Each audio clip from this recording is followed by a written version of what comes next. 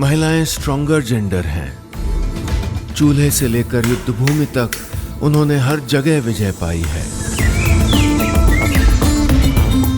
और भारतीय महिलाओं के सदियों के इस सफर में उनके साथ हमेशा रही है साड़ी। खेत किसानों से लेकर महल रजवाड़ों तक साड़ी ही हमारा गौरवान्वित परिधान रहा है। वक्त और फैशन तो कई बार बदले, लेकिन रेशम की साड़ियों का मोह कभी नहीं उतरा। और यही रेशम की खूबसूरत साड़ियां आपके लिए बनाता है उत्तर प्रदेश का ललितपुर।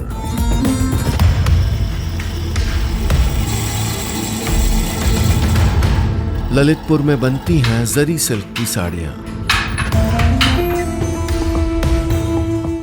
साड़ी बनने का बीज होता है रेशम, और ये टसर सिल्क या मलबरी सिल्क होता है।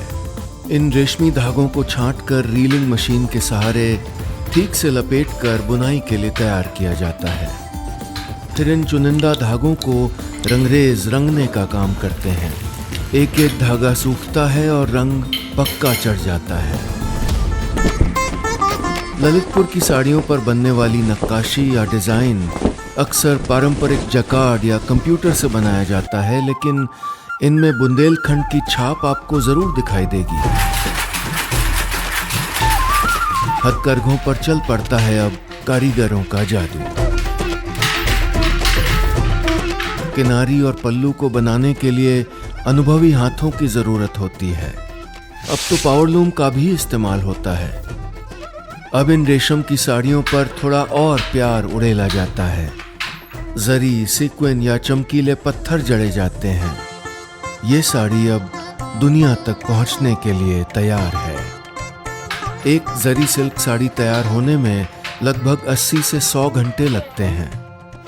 ललितपुर में लगभग 12,000 से 15,000 कारीगर और 500 से ज्यादा यूनिट्स इस काम में जुड़े हैं।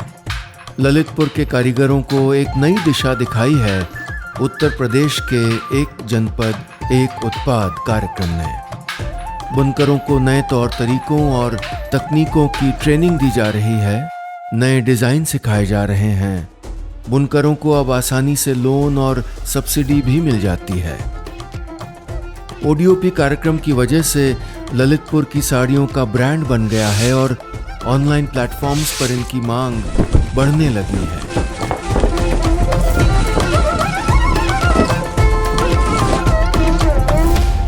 ललितपुर के कारीगर अब अपने बुनाई केंद्र और डिजाइन स्टूडियो शुरू कर रहे हैं। ओडीओपी कार्यक्रम ने ललितपुर में हैंडीक्राफ्ट टूरिज्म को भी बढ़ावा दिया है।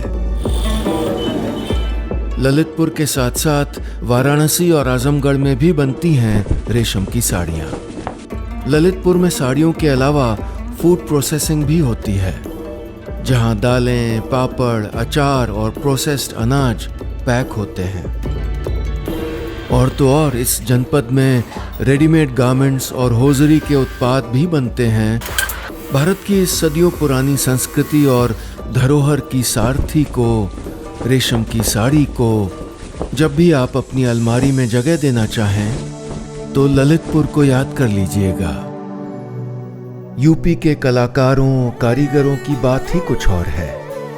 हर जनपद में अद्भुत कौशल, अद्भुत कलाएं, अद्भुत कलाकार मिलेंगे आपको। तभी तो मैं कहता हूं कि हम यूपी वाले हैं।